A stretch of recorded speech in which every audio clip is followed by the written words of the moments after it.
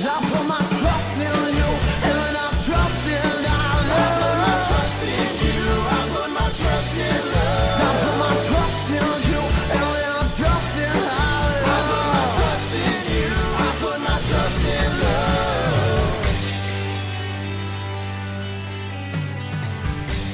Hello, friends. My name is Dave Miller.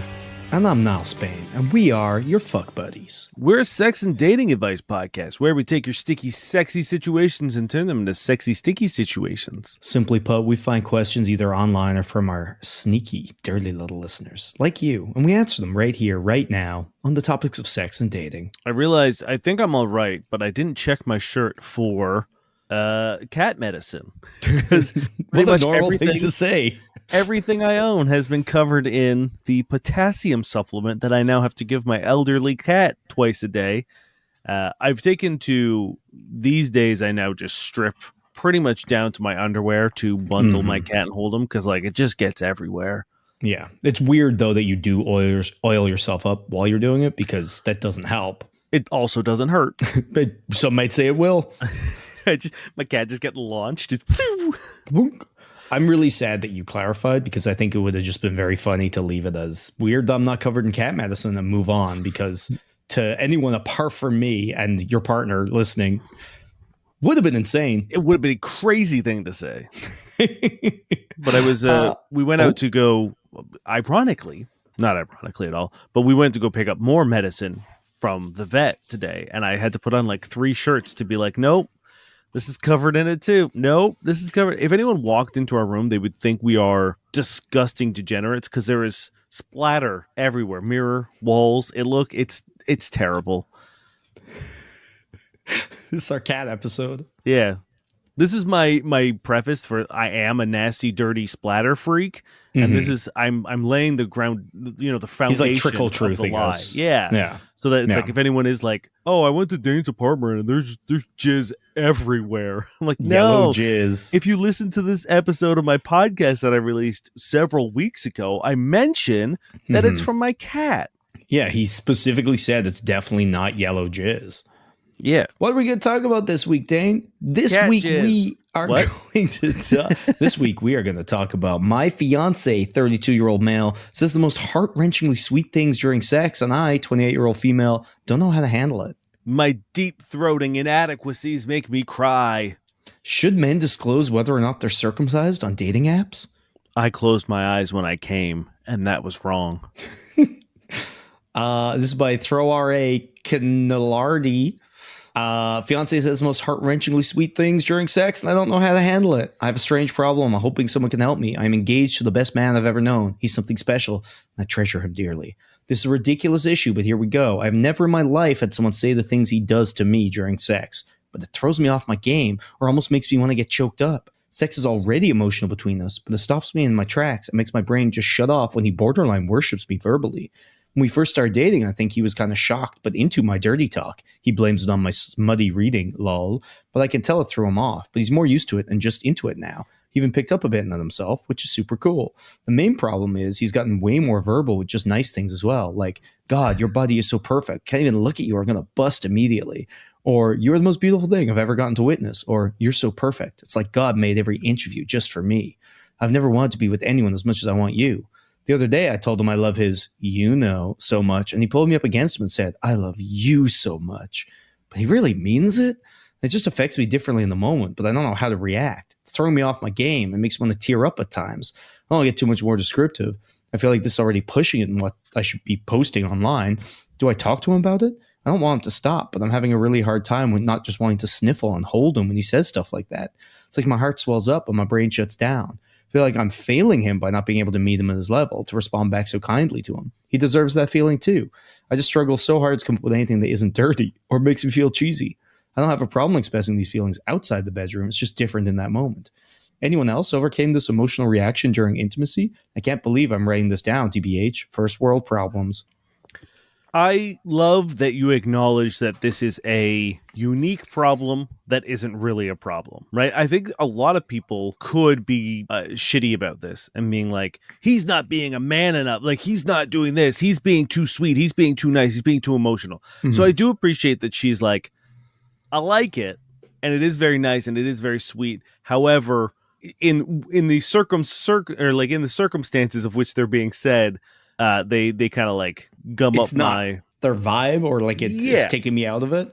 Yeah, there's no like, oh, I wish he'd just be sexy like the dark fairies from my books. Yeah. Now, I will say the things that he is saying during sex, the examples of like the things he's saying during sex seem to be sexually related, right? Like him saying like, you're so hot, I like just seeing you is going to make me come. Like he said bust. I think that would be weird if he said that not during sex, right? Like I think that is kind of a direct Good morning, baby. Fuck, I'm gonna bust immediately. Or like get you're away at the from bus me. stop. Yeah, that one for sure. But I do love the like, I love your cock, and him being like, I love you. It's like, dude, come on, read the room. Unless that was like again an attempt to be sexy in the sense of like, I love all, like the amount you want my dick is the amount I want you. But then you're like, no, I also want you, babe. It's not just your dick. Wow, way to make me feel bad. You know what I mean? Yeah. It's like you're like, oh, have a good night, and someone goes, have a good week, and you're like, fuck. Have a good month. Have a good year. Now I'm like have a good day. 1/7 of as nice as you are, and you just shamed me. But then you say next time, hey, have a good life, and it sounds really mean. And then they're like, whoa, Niall, what the fuck? Yeah, why would you say that? I'm not listening to your podcast anymore because that was rude. It was aggressive. I don't know how to fix this in the sense of if you bring this up to him, you're going to take the magic, right? What he's saying right now, there's a visceral reason in which he's saying this to you. And if you bring it up to him, he's going to always overthink it. And the magic, I think what you really need to do is determine, is this a deal breaker? Like, is this throwing you off your game so much that sex is no longer enjoyable, or it's interrupting your orgasm flow, or like whatever, right? Like if it's really impacting your sexual pleasure and the sexual experience you have with him, then bring it up. If you are just like, damn, that's actually really nice, and that's taking you aback, I promise you're going to level out eventually, because it sounds like you haven't had this before. So eventually this extreme of niceness is going to level out to your normal. And I think there's maybe wait to see if that happens. I want to know why, like, because you say, oh, like, I just kind of want to like tear up and like hold him and like, you know, be into it. Could you not try that? You know what I mean? Like, would that ruin things for you? Or do you just feel like it's inappropriate for you? Because if it's something you want to do, and it's clearly something he seems to be kind of angling for, like, could you not just kind of succumb to this more emotional experience every now and then? Like, because you don't give me a reason why you don't. You just say you like try not to. Yeah, like, why not meet him on the playing field, right? And play in that space with him. And like, if he gets that intense with you or that nice with you, like maybe, you know, hand on his face, bring him in close and like reciprocate, tell him something. Like, even if it is something along the lines of like, you saying that to me makes me feel so fucking wanted or something, right? Like whatever you're feeling, I don't want to give you words. I don't want to give you a script, but like whatever it is that that's, you know, bubbling up inside of you because of it.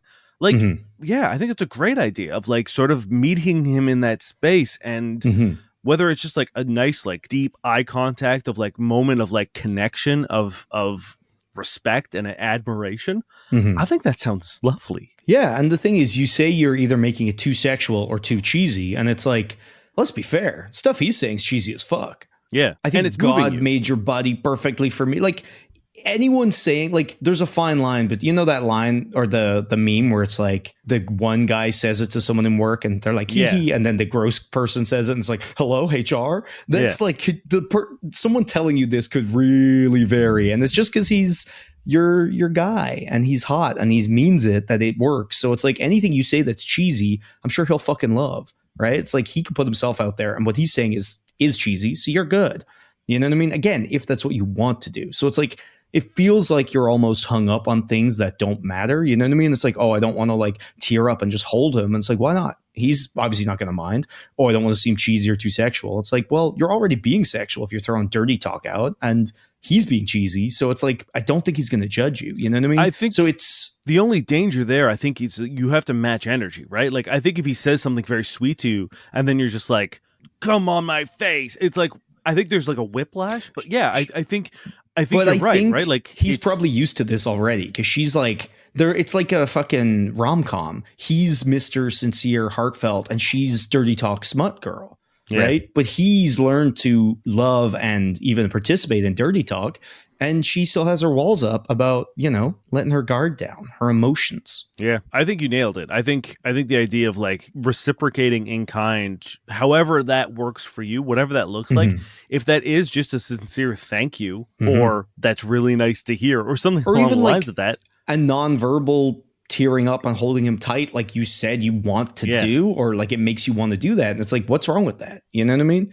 There's a very good chance that like, that's going to elevate the sexual pleasure as well of like, because like right now it sounds like you're putting a block up and that's going to affect a lot of things, right? Like you're in your head, you're focusing on, which means you're not focusing on your pleasure or his pleasure. So I think like kind of letting go of that barrier. And I understand that's scary and that's hard, but I think maybe like giving it a go, like you might find yourself like really getting rocked at that point in time, like really like leaning into it and getting it like, I think that's a good idea. Sometimes things that are scary and hard lead to a lot of pleasure.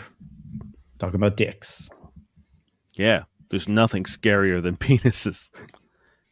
Especially if they're angry, swollen. Yeah, like frowning face on them. Yeah. Yeah. It's really the difference between an angry penis and a like fully turned on penis is thin line. Yeah. A stern hat, dude. Like a 19 or like an 1860s like copper hat. Yeah. One of those the bobbies, the big. Yeah, exactly. Even the chef's hat, but that could be like angry in a hot way. Yeah, or angry in an abusive way. Exactly. Yeah, you don't really know what you're going to get there. No. Chefs can go one way or another. You want to hit me with the next question? But it's always angry. It's all, 100%. This is from Love Kitty 66. My partner, male, 30, has quite a large member, and giving him oral all the way to the tonsils can be difficult.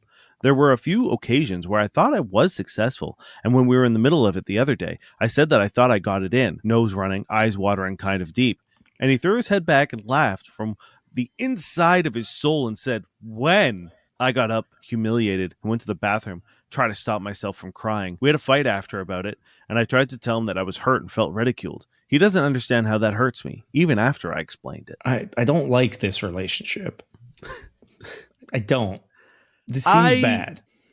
Here's the thing. I think there's like, I would love to know your age, right? I'd like to know her age because we don't know that.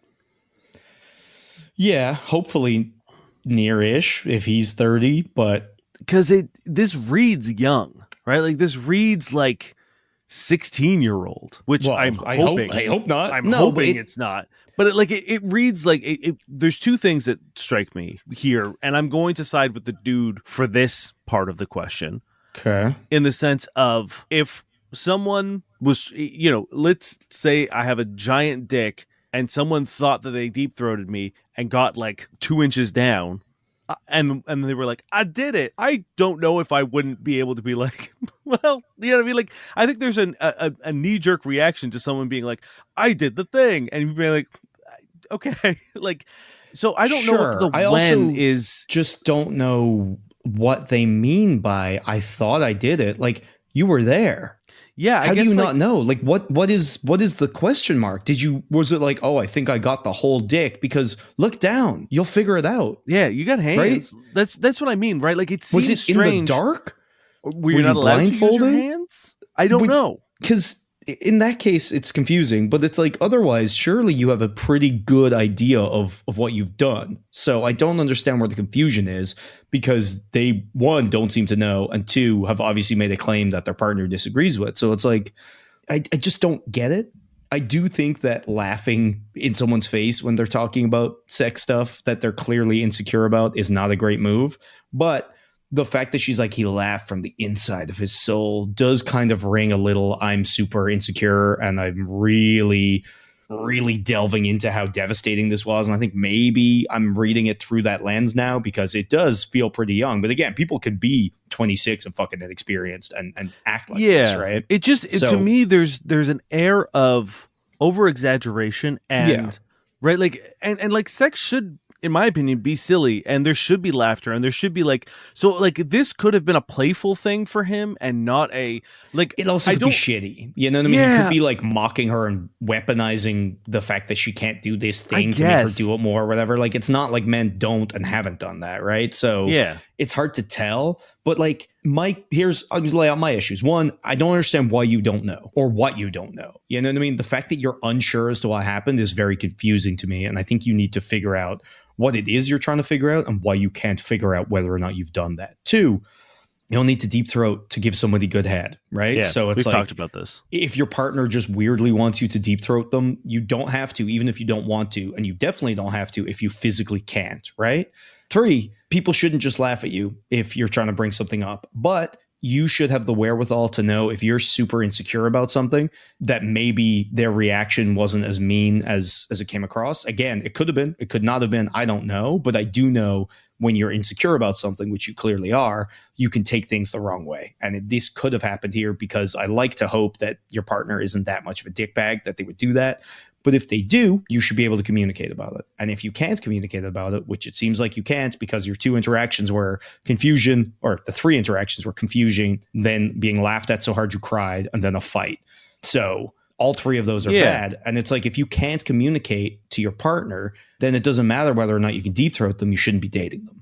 And that's kind of like where I switch on the dude, right? Where the final bit of being like, I tried to talk to him and tried to let him know like that I felt ridiculed, whether you were ridiculed or not, doesn't matter, right? Like once a partner comes to you and says like, hey, here's the situation, what you did made me feel this way, and hope, like, again, I'm hoping you use that terms, because like if you come in hot and heavy and you're like, hey, you pointed and laughed at me with your whole soul, and you know what I mean, like, then like I understand that there's going to be a pushback of being like, I didn't do that.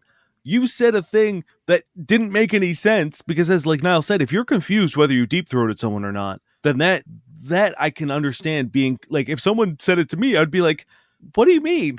Like, I don't understand. Like, but also if you're saying your eyes were running and your nose was running and you were like looking up at them while doing this, it sounds like you either did it incredibly wrong or you did do it. So, you know what I mean? I just don't understand the confusion here, but it seems like a bad relationship. Yeah. Like, as Niall said, like, I would also like to know is like, who is pushing for this deep throat? Yeah. Because it doesn't say that it doesn't say like he wants it or he requires it. You're just saying that he's got a big dick and deep throating is hard. And if that's it, if it's just, then like, as Niall said, don't do it. Don't do it. Don't hurt yourself. If you can't physically accomplish something, don't do it. You don't have to. And if someone is forcing you, then that's a bad relationship. No one should be forcing you to do a sexual act that hurts you, that makes you feel uncomfortable, that you can't physically do. Yeah. So I think you need to take a breath. I think you need to try to step away from these insecurities because they're very clearly there. I think you need to try to fight for better communication in your relationship. That could be their fault, could be your fault, could be both your faults, but clearly the issue is there. And like, just try to like have productive conversations, not crying and laughing at each other and fighting.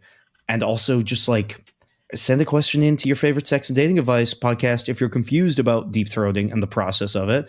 Read some articles, you know what I mean? Like, I don't understand where that confusion is coming from, but again, it doesn't sound like this is a good relationship, so fix it or get out. And again, you don't have to deep throat ever. No. Should men disclose whether they're circumcised on dating apps? This is by Mitza Misanthrope. I was scrolling online and I saw someone say men should disclose their circumcision status. A bold statement that hit me profoundly because of how it seemed like rage bait, but I considered some things. I, a male 19, must state that I am uncircumcised so you can understand my perspective. Firstly, would be religious beliefs. I've been attracted to a few different Jewish women, and I know if they went with a guy and built a whole relationship with them just to find out they're breaking a part of their religion, it would hurt them. So I understand why religious people would want to know ahead of hand. Secondly, it looks, not every woman cares about what it looks like, but some do. And the point of dating is people being selective and what you're most attracted to. So that's what they like. It's their choice. Lastly, for the people who are uncut, it might save from heartbreak because instead of going on a lot of dates and growing together just to get dumped because of it, you could save yourself the heartbreak because they would have already skipped you and you can find the ones who don't care about your status instead. Some sites make you put in your height, ethnicity, gender, sexual orientation, religion, and substance use as options for users to sort through. So while I feel like it wouldn't be a violation to add this as an option, if a circumcision status were to become a trend, could lead to discrimination against uncircumcised people and further misinformation about how it functions and its purpose. Do you think this option could potentially help people? And if not, how would you approve on it? I wouldn't, because I think if people are making judgment calls based on shape and quality of genitalia, I think we're already in a bad place. For sure. Also, like, I know a lot of Jewish women, and they don't care if their partner's uncircumcised if they're not Jewish. Or I guess also it's like, if they are. Like, I don't know that it matters to anybody else in that relationship, because I've never heard anyone say that. well, I do know that, like, depending on how into the religion you are, it's like you can't marry someone who's not Jewish. So there is usually a conversion. And I'll be the first to admit, I don't know if in order to convert to Judaism, you have to be circumcised. I don't know if they go hand in hand. So I'm not sure. But I do know that, like, a lot of my friends who have met Jewish partners have had to convert to Judaism in order to, like, get married within, like, the church and the all the proper rites and rituals of it. So I don't know, like, I guess there's that, if that is a thing that needs to happen. Even then, it should just be a religion conversation, not a circumcision, because you could be circumcised and not be Jewish. And if the point is that you need to be Jewish, then that's still a conversation you need to have. You know what I mean? 100%. Yeah. Yeah. It's if you just don't it's like me saying, like, I'm not a big fan of labia that point out, that are sort of less tucked in. I don't think dating apps should be like, what is your labia status? Yeah, for sure. What type of tits do you have? Like, pick this shape, pick this whatever. Like, no, like, it's a terrible idea. Like, all of these things are either people who are shitty and, like, bad, or things that should be talked about, like religion or whatever, that don't need to just be about circumcision or not, but will achieve the same end. So if you're meeting someone who's very much in, some kind of religion that requires things like this, it's not just that it'll require, and it'll come up prior, and you'll be able to figure it out. And also, look, maybe this makes me sound like a bad person, but there are people who I've been attracted to, and then once we got naked, the attraction does wane a little bit because of personal preferences, because of body shape and stuff that, like, don't really do it for me. And I don't think that's wrong, right? Like, I think, like, if you get someone naked and they don't do it for you for whatever reason, as long as it's not a problematic reason, as long as it's not a, like, I'm trying to think of, like, the correct way to say this without sounding like an asshole, but, like, not everyone is made for every body type. Sure. Not right? Like, but everyone has a personal preference. Everyone has things that they're attracted to. Yeah. Like, for example, there are dudes who, like, will not sleep with someone who doesn't have big boobs, or, like, finds smaller boobs less attractive. Whereas I don't mind that, right? Like, I don't really care about boob size at all, right? So, and I think it's. Oh, sorry. I feel like maybe there's a point. I'm just saying, it's like, I think that there's things that we're all attracted to, and I think if you shouldn't have to disclose every minute detail of your body to someone to figure out if you're attractive prior to getting to the stage in which that happens. There are things you find out, and it's like, yes, you could be unattracted to someone based on something. I think you have to soul search to see whether you're being toxic and shitty if that's the case. But I also don't think, if something isn't working for you, once you're not a piece of shit about it, because a lot of the time, I don't think you ever have to tell the person why, and I think you probably shouldn't. If things aren't working out, you can just, whatever, maybe examine that, try to become a better person if it is something problematic or whatever. But, like, it's also weirder to be like, oh, I'm in this situation, and for some reason it's not working, but now I have to pretend it is because, whatever. Yeah. But yes, you're right. Like, there's like already something so clinical about online dating and judging someone on a paragraph and a photo that, like, we don't need to get more granular. And also, circumcision status doesn't fucking matter, and it shouldn't to you. And if it does, maybe you need to examine your life choices. Yeah, I think as long as you're not being arbitrary about your values, again, like, if you're like, I refuse to date anyone under 6 feet, I refuse to date anyone with a dick smaller than 6 inches, I refuse to, then it's like, I think you're like, that's bad. But, like, if just something for whatever reason doesn't work for you, whatever. But I think if you come in with a guideline of being like, Uncircumcised? No. Hard no for no any like then like whatever. I think you've got some priorities mixed up. 100%. This comes from Double Storage. Nope, sorry, we did that last week. This comes from Crazy Faithlessness 65. Partner is mad I closed my eyes when I came. He wants me to stare into his. This is going to be explicit. My partner and I have amazing sex. Let me tell you, it's not explicit. My partner and I have amazing sex. However, sometimes I can't look him in these eyes when we come. I do it, just not all the time. He's pissed off that last night we had sex and he came and I didn't look him in his eyes. He came 4 times. The thing is, we really weren't on good terms. I couldn't look him in the eye because I didn't want to. I wanted sex, but I don't have to look him in the eyes. He's mad at me. He's freaking flipped out and almost destroyed furniture. Is it not my right to not look him in the eyes? We're already on the verge of a breakup. Is it bad to not look him in his eyes? We were doing different positions, so it's not like my head can spin around and look at him. I don't know. Is this by Better Batch? It certainly feels like it. I hate all of this. All of this is so bad. Wilder as you read. And not explicit. Fighting. I couldn't look at them. No, yeah, at all. Like the most, like you could read that on like a children's TV show. They'd be a little confused. They'd be upset. Yeah. No one would enjoy it. But you know what? I'm confused, upset, and I didn't enjoy it. So yeah, I'm a child. Why not? Why not subject children to it? Yeah, like let's break it down into. No, let's not. Let's go ham. What the fuck's happening here? We were fighting. I couldn't look him in the eyes. Okay, like, do you not think if you were fighting and this happened, he was just choosing a reason to get annoyed at you, even if it's a stupid fucking reason? It sounds like a bad fucking relationship. I hate it. It's all terrible. Here's my favorite like ABC sort of like reveal, like peeling back the onion layers. Is the like, we were having sex. When I came, I didn't look him in the eyes this time. It's like, okay, whatever, that's fine. Then it's like, we were fighting and not on good terms, and I didn't even want to look at him. It's like, okay, that's bad. It's a bad start. Okay, great. And then it was like, we were in doggy style, so I couldn't even turn around to look him in the eyes. It's like, what the fuck is that?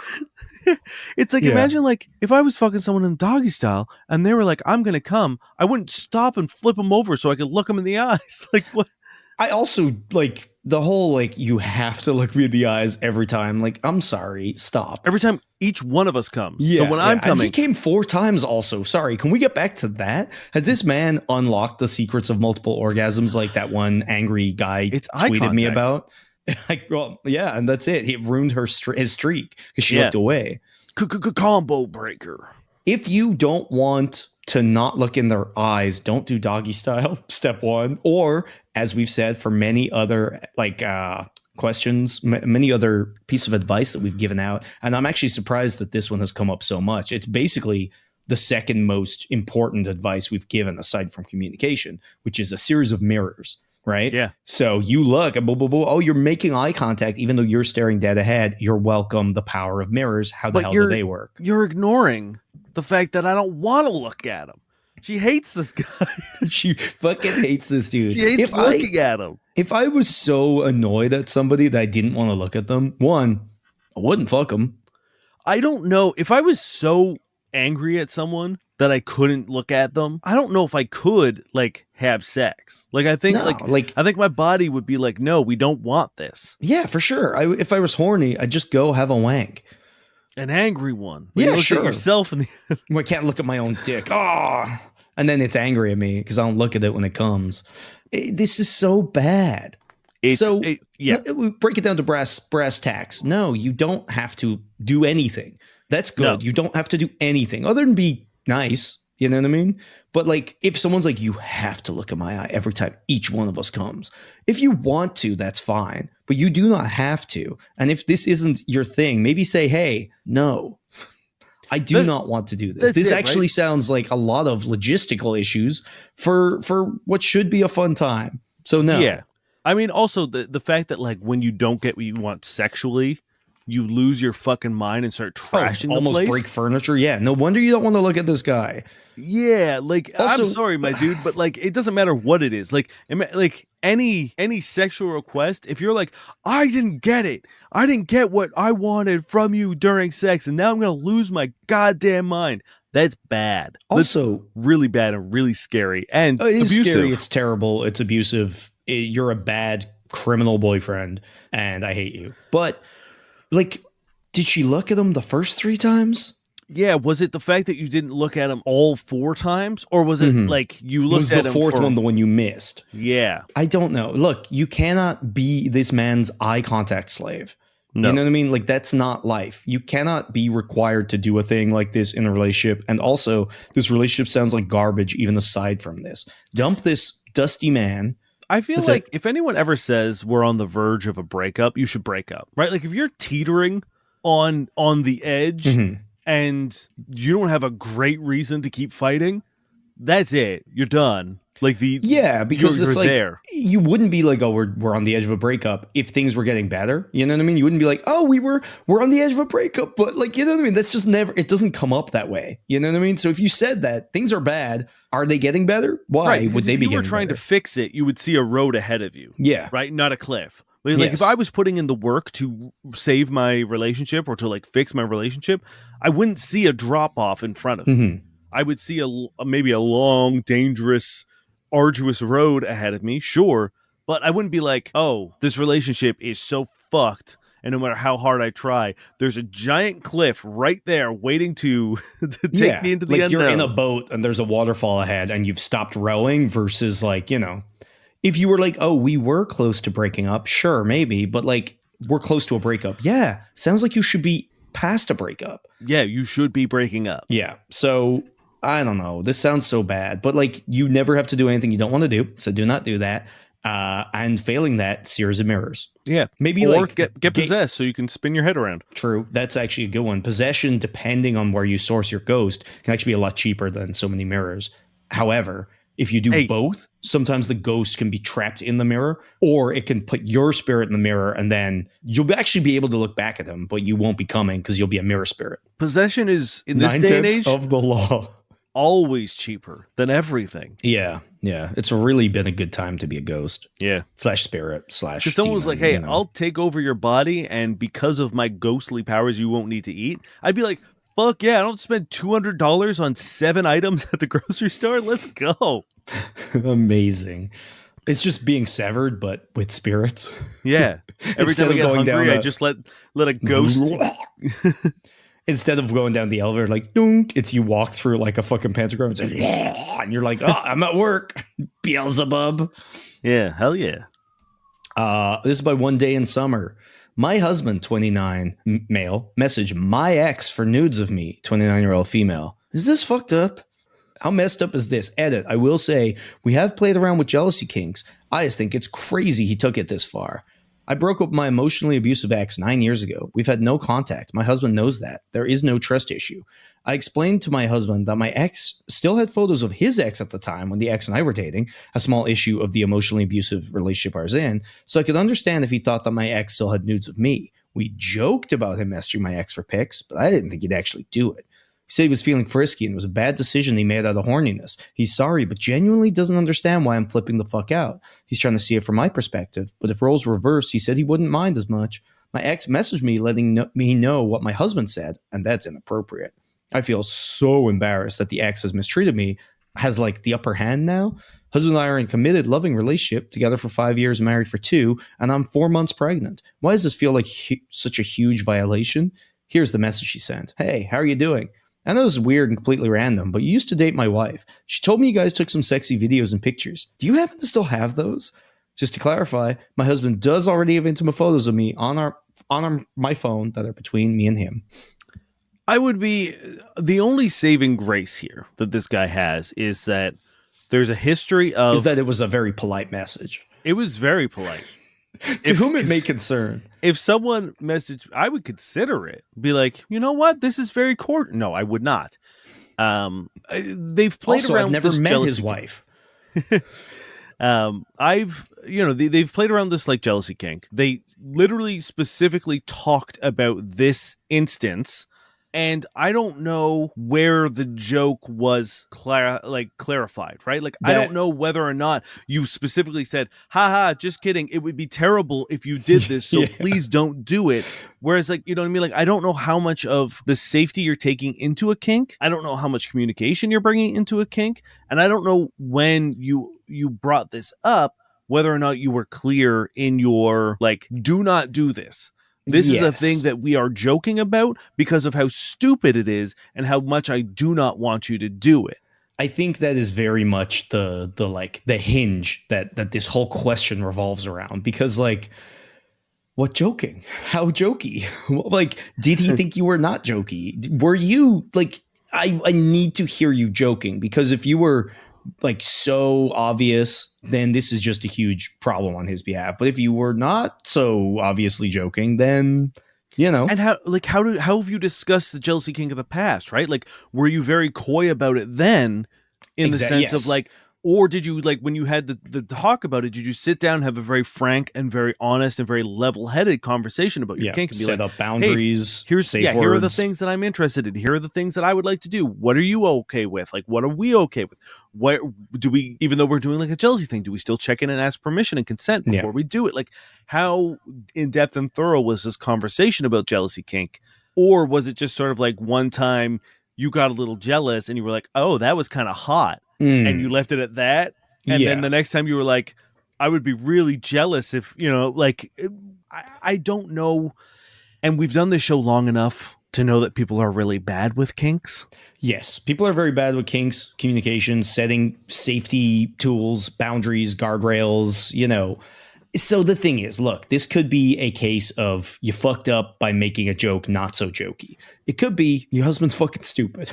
It could be he's really dumb. Like, we've also done the show long enough to know that men are also generally pretty fucking clueless and dumb. Yeah. Is this a case of horny brain won out over just brain? Because this is, I'm going to say it, a real dumb fucking bad move to do. Like, it would have been, again, the only saving grace for this man is that you have discussed it jokingly before. So there's like a grain or a kernel. I still think, no, but again, there's this like is why there's like a fuse that I can see having lit at stages. You know what I mean? Like, I can see the fuse leading to horny brain where he's like, idea. Oh, there it is. This is what my wife wants. Yeah. So I don't really want to give him too much credit, because if that wasn't in this question, we'd all be like, yo, what the fuck, my bro?